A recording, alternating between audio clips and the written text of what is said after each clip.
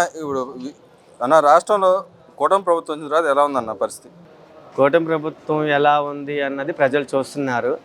ఖచ్చితంగా కూటమి ప్రభుత్వం మా పవన్ కళ్యాణ్ గారు చెప్పిన ప్రకారం ఇంకో 10 సంవత్సరాల వరకు కూటమి ప్రభుత్వానికి ఏ దోకా లేదు. కలిసే పనిచేస్తాము. అది మా పవన్ కళ్యాణ్ గారు ఎప్పుడో మాకు ఆదేశాలు ఇచ్చారు.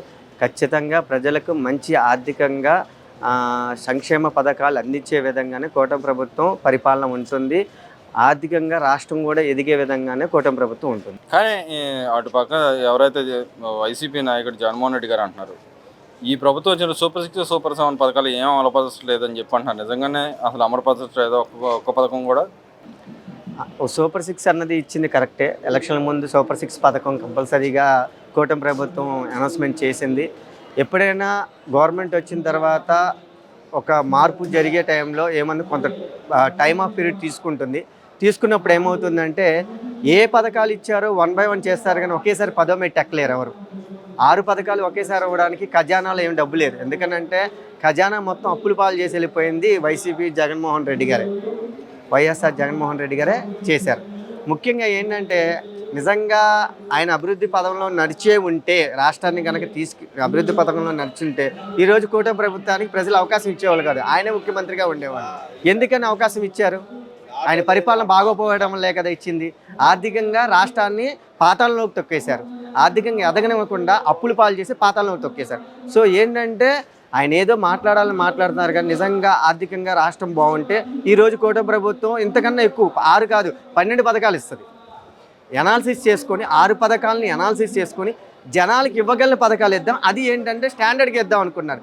ఆయనలాగా అమ్మఒడి ఫస్ట్ 15 వదిలేరు, తర్వాత 12 వదిలేరు, తర్వాత 13 వదిలేరు, అలా ఇన్స్టాల్మెంట్ ఫస్ట్ 100% ఇచ్చారు, తర్వాత 75%, తర్వాత 50%, ఎక్కడెక్కడ కోత కోసుకుంటూ వెళ్తున్నారు. ఈసారి జెన్యూన్ పర్సన్స్కి ఇవ్వాలి అనుకుంటే ప్రభుత్వం అన్నింటిని అనౌన్స్మెంట్ చూసుకుంటూ చేస్తుంది.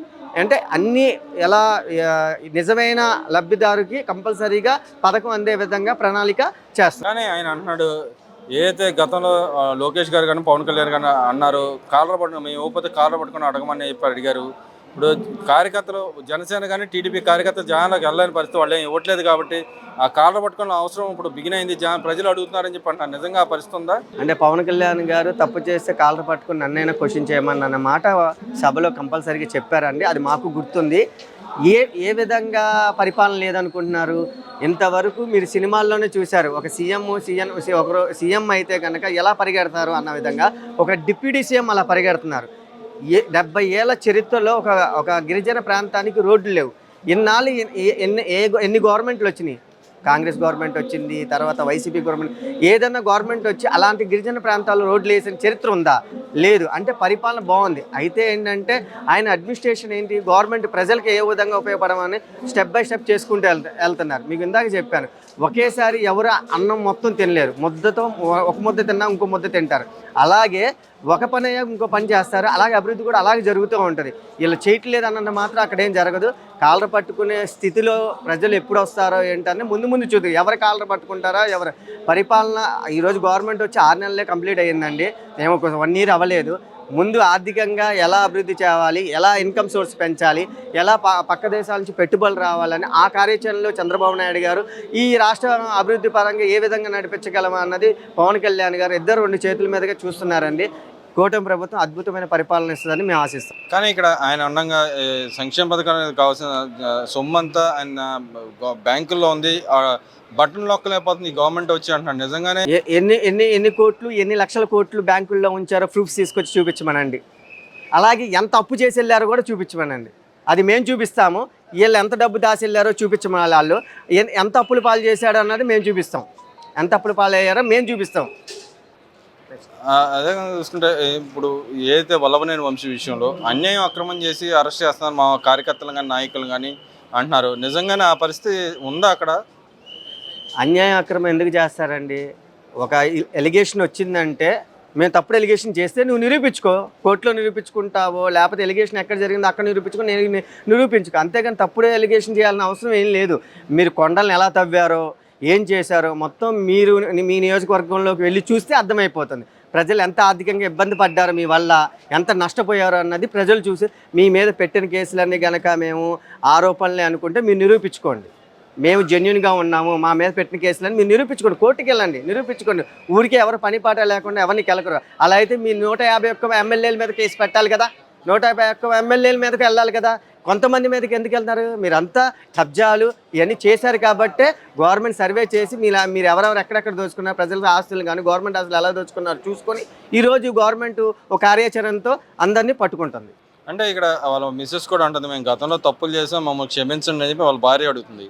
కానీ కూటమి నాయకులు కానీ జగన్మోహన్ రెడ్డి గారు కానీ ఎందుకు కనపడతలేదు అంటారు? ఆ వేరియేషను తప్పు చేసామనే బాధ ఎందుకు కనపడట్లేదు అంటారు? ఇక్కడ మావాడంతా ఒప్పే, ఈ గవర్నమెంటే తప్పు అన్నట్టుగా అంటున్నారు. ఏదైతే దళిత వ్యక్తిని కిడ్నాప్ చేశారని చెప్పి ఆ అబ్బాయి అభియోగాలు మోపాడు. గతంలో పార్టీ ఆఫీసుల దాడి కేసులో అతను మెయిన్ ప్రధాన విక్టెము. అతను కూడా ఎందుకు బాధ పెట్టాల్సి వచ్చింది అంటారు ఈ వైసీపీ నాయకులు కానీ వైసీపీ గవర్నమెంట్? ఎవరు ఎవరు ఎవరు పెట్టారండి? నాకు తెలియక అడుగుతుంది. ఎవరు పెట్టారు? మా గవర్నమెంట్ ఇలిగేషన్స్ పెట్టిందా? అంటే మా గవర్నమెంట్ శ్రీనివాస్ అనే పర్సన్ అంటే అవాగ్యుడు మేము పెట్టాము కేసు. నిజంగా నీ వల్ల ఎంతోమంది వైసీపీ కార్యకర్తలు కానీ మిమ్మల్ని నమ్ముకున్న వాళ్ళు ఎంత ఇబ్బంది పడుతున్నారో మీకు తెలుసు. మీరు చేసిన తప్పులకి అమాయకులు బలైపోయారు, మీ కార్యకర్తలే బలైపోయారు. అది మీరు గుర్తుంచుకోవాలి. ఎవరు ఎలిగేషన్ చేసినా నిజాలు అబద్ధాలు అన్నది ముందు చూసుకోవచ్చు. మనం ఎలా చూస్తామంటే అది వెరిఫికేషన్ జరిగాక, అంటే దానికి సంబంధించిన కార్యాచరణ ఎలా ఉంటుందో ఏంటన్నది ఎంక్వైరీలో తేలుతుంది. తేలాక మీరే తెలుస్తుంది, మేము తప్పుడా, మీరు తప్పుడా, మేము దొంగ కేసులు పెట్టామా, లేదు మీరు ఎంత నీతిమంతులా. అర్థమైనది ప్రజలు కోర్టుకు సంబంధించిన విషయాలు అయితే కోర్టు అని లెక్కలు తెలుస్తుందండి. అదేవిధంగా ఈరోజు జగన్మోహన్ రెడ్డి గారు ఆయన వంశీని పరామర్శించడానికి వెళ్తున్నారు, దాన్ని ఎలా చూస్తారు? ఏ నాయకుడైనా ఆ కార్యకర్తను కంపల్సరీ పరామర్శిస్తారండి. ఎందుకంటే ఈయన పెద్ద దొంగ అయితే ఆయన మించిన దొంగ జగన్మోహన్ రెడ్డి. కాబట్టి ఏంటంటే వాళ్ళ ఎన్ని చట్టాలన్నీ బయటకు వస్తాయి కాబట్టి మళ్ళీ ఈయన గురించి ఏమన్నా బయట పెడతారనే ఉద్దేశంతో అట్లీస్ట్ నాయకుడు కనుక పరామర్శించకపోతే కింద ఉన్న చిన్న నాయకుడు ఏం ఆలోచిస్తాడు? నన్ను పరామర్శించడానికి రాలేదు కాబట్టి ఆయన వల్లే నేను బలైపోయాను కాబట్టి, అసలు ఇందు పాత్రదారుడు ఆయన వల్లే నేను చేశాను కాబట్టి ఆయన నిజాలు బయటికి రాకుండా ఉండటం కోసం అలాంటివన్నీ బయట పెడతాడనే ఉద్దేశంతో వెళ్ళి పరామర్శించడానికి ఈయన వెళ్తున్నాడు అనమాట. అంటే ఇక్కడ మీరు అంటున్నారు ఇక్కడ పరామర్శించడానికి వెళ్తున్నా అన్నారు, కానీ ఆయన నేను రాబోయే 30 ఏళ్ళు నేనే ఉంటా అధికారంలో, ఈ గవర్నమెంట్ కూలిపోద్ది, త్వరలోనే ఇంటికి పోద్ది, తర్వాత నేనే వస్తాను, మా కార్యకర్తలు దాడి చేసిన ఎవరిని ఉపేక్షించనని చెప్పి అంటున్నాడు. నిజంగానే ఆ పరిస్థితి ఉందంట? ఉంది. ఎందుకంటే 2019 తర్వాత ప్రజలు ఒక అవకాశాన్ని ఇచ్చారు. 3000 కిలోమీటర్ ఇంటింటికి తిరిగాడు. ఆ కష్టం, ఆ బాధ, ఆ కన్నీళ్ళు కనుక ఉండుంటే ఈరోజు జగన్మోహన్ రెడ్డి ఆయన అన్నట్టు 30 ఏళ్ళు ఉండేవాళ్ళు. కానీ ఆ అవకాశాన్ని దుర్వినియోగం చేసుకొని ఈరోజు గవర్నమెంట్లో 11 సీట్లుగా పరిమితం అయిపోయాడు. ఎందుకని అయిపోయాడు? ఇది ఎవరు తేల్చారు లెక్కలు? మేము చేసామా? కాదు, ప్రజలు తేల్చారు ఈ లెక్కలు. కాబట్టి ఏంటంటే 30 ఏళ్ళు మీరు ఉండే అన్న ఆలోచన అది ఒక ఊహగా, ఒక కలగా మిగిలిపోద్దని నా అభిప్రాయం. అంటే మీరు అంటున్నారు 30 ఏళ్ళు అంటున్నారు. 30 ఏళ్ళు అంటే ఇప్పుడు ఆయనకి 55 ఏళ్ళు ఉంటాయి. నెక్స్ట్ 30 ఏళ్ళు అంటే దాదాపు 80-90 మధ్యలో ఉంటాడు. చంద్రబాబు నాయుడు గారిని అటు పవన్ కళ్యాణ్ గారిని అంటున్నాడు, ముసలాళ్ళు బట్టను నొక్కుతారని నన్ను ఎక్కిరించారు అంటున్నాడు. మరి ఆయనకి రాబోయే 30 ఏళ్ళు అంటే ఆయన ముసలాడే అవుతాడు కదా అప్పటికి? ఖచ్చితంగా అవుతాడు. ఎందుకు 30 ఏళ్ళు ఏమండి? ఈరోజు తినే తిండ్లకి ఉన్న ఈ సిచ్యువేషన్కి ఎవరు ఎక్కువ బతుకుతారో, ఎంతకాలం బతుకుతారో అన్న గ్యారంటీ లేని లైఫ్లో అండి. కరోనా తర్వాత చిన్న పిల్లలకి హార్ట్ అటాక్లు వస్తున్నాయి. అలాంటిది ఇంకో 30 ఏళ్ళు, రేపు నెక్స్ట్ మినిట్ ఏంటో తెలియని జీవితాల్లో ఉన్న అలాంటిది 30 ఏళ్ళ ప్రస్థానం. ఏ రాజకీయ పరంగా మాట్లాడటమే కానీ ఆయనకి ఇచ్చిన అవకాశాన్ని ఎందుకు దుర్వినియోగం చేసుకున్నాడు? ఆయన ఆర్థికంగా ఎందుకు రాష్ట్రాన్ని డెవలప్ చేయలేకపోయాడు? పథకాలు ఎవరు సొమ్మిచ్చాడు? మద్యపానంలో లెక్కర్ స్కామ్, పెద్ద స్కామ్ చేసి కల్తీ మందులు అమ్మి ప్రజల ఆరోగ్యాలను చెడగేసి శవాల మీద చిల్లరేసుకొచ్చి తర్వాత బ్యాంకుల దగ్గర అప్పులు తీసుకొచ్చేసి గవర్నమెంట్ ఆస్తులన్నీ తాకట్లు పెట్టేసి ఇలా చేసి రాష్ట్రాన్ని ఆర్థికంగా కింద లోతుకు తోసేసి ఆ విధంగా తీసుకొచ్చి పథకాలు ఇచ్చాడు. అప్పు చేసి ఎవడైనా ఇస్తాను, నేనైనా ఇస్తాను. మీరు 10 రూపాయలు ఇస్తే నేను 10 మందికి పంచుతా, రూపాయి చొప్పున. కానీ కష్టపడి ఇవ్వాలి కదండి, కష్టపడిస్తేనే కదా. అంటే ఆయన ఇంకో మాట అంటున్నాడు, గతంలో వీళ్ళైతే మోసాలు చంద్రబాబు నాయుడు గారు వాగ్దానాలు ఇచ్చాడు, ఇప్పుడు ఏమన్నా వచ్చేసి ప్రజల్లోకి నేను డబ్బులు సంపాదించిన రోజు ఇస్తా అని చెప్పి అన్నాడు, ఇది అన్యాయ ఆక్రమణ అంటున్నాడుగా. మీరు ఒకటి గుర్తుంచుకోవాలి, మీరు ప్రతిపక్షం కూడా లేరని ముందుగా నేను మీకు ఒకసారి తెలియజేస్తున్నాను.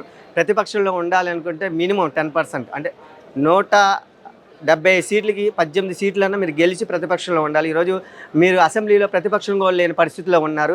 మీరు ప్రతిపక్షం కావాలని కోరుకున్నారు, అంటే లేని స్థానాన్ని మీరు కావాలని కోరుకున్నారు. సో మీ స్థితి ఏంటో రాష్ట్రంలో మీకు తెలిసింది.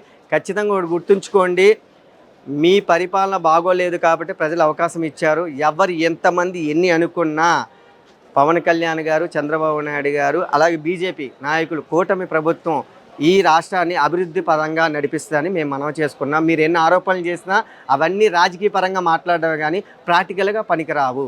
ఫైనల్గా చెప్పండి, ఆయన నేను అసెంబ్లీకి రాను, రేపు 24 నుంచి అసెంబ్లీ బిగిన్ కాబోతుంది, ఆయన నేను రాను, ప్రజల పక్షాన్ని ఇక్కడి నుంచే పోరాడతాను, నా ఇంటి దగ్గర నుంచి నేను ప్రెస్ మీట్ పెడతాను, దానికి సమాధానం చెప్పాలంటున్నాడు. అలాంటి పరిస్థితుల్లో ఆయన ఎందుకు ఉన్నారంటారు? జగన్మోహన్ రెడ్డి గారేగా. అవును, ఖచ్చితంగా ఆయన ఏ పరిస్థితిలో ఉన్నారు, ఆయనకి ఏ విధంగా ఉన్నాడు, ఆయన పరిస్థితి అంటే ఆయన అర్థమైపోయింది. ఏదో ఒక ఎలిగేషన్ చేయాలి. ఇప్పుడు నేను కనపడాలని అనుకోండి, సపోజ్ ఒక పెద్ద నాయకుడి దగ్గర మీరు రాయేసాను అనుకోండి, కనపడతాం. అప్పటి వరకు నేను ఎవరికీ తెలియదు, నా వీధిలో కూడా తెలియదు.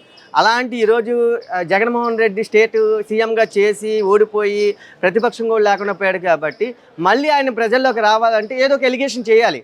ఏది అధికారంలో ఉన్న కూటమి ప్రభుత్వమే ఎలిగేషన్ చేయాలి. చేసినప్పుడు ఏమవుతుంది, మళ్ళీ బొమ్మ అంటే జనాలంతా ఆయన ఏం మాట్లాడితే అని తిప్పుకోవాలని చూస్తున్నారు. ఆ రోజులు పోయాయి. ఖచ్చితంగా కూటమి ప్రభుత్వం ఎలా ఉంటుందో అని ఆయన 2 కళ్ళతో అవసరమైతే పుల్ల పెట్టుకొని మరీ చూసుకోమని నేను చెప్తాను. ఆయన ఒకవేళ అసెంబ్లీకి రాకపోతే డిస్క్వాలిఫై అయితే ఆయన పరిస్థితి ఏంటంటారు? అటుపక్క ఏదైతే ఆయన మీద కేసులు ఉన్నాయో జైలుకి వెళ్ళాల్సిన పరిస్థితి, ఒక పక్క కోర్టుకు హాజరు కావాల్సిన పరిస్థితి, వెళ్తాడంటారు అసలు? ఖచ్చితంగా పవన్ కళ్యాణ్ గారు ఎలక్షన్ ముందు చాలా క్లియర్గా చెప్పారు, అద్దాల పాతాలలోకి తొక్కేస్తానని చెప్పారు. అది చాలామందికి తెలిసిన విషయమే. తొక్కారో లేదో కూడా ఆంధ్రప్రదేశ్ ప్రజలు చూశారు, కూటమి ప్రభుత్వం చూసింది. మీరంతా గుర్తుంచుకోవాల్సింది ఏంటంటే, మీరు తప్పు చేయకపోతే ఈరోజు మీకు ఆ పరిస్థితి ఉండేది కాదు. మీ యొక్క చట్టాలన్నీ 1 by 1 తీసుకుంటూ వస్తారు. ఇప్పుడిప్పుడే మీ ఎమ్మెల్యేలు వాళ్ళని మొదలెట్టారు. కింద నుంచి వేళ్లతో పెకిలించి లాగేస్తానని చెప్పారు ఆ రోజు పవన్ కళ్యాణ్. ఖచ్చితంగా మిమ్మల్ని వేళ్లతో సహా పెకిలించి లాగి పక్కన పడేస్తారు ఈ కూటమి ప్రభుత్వం, మా పవన్ కళ్యాణ్ గారు.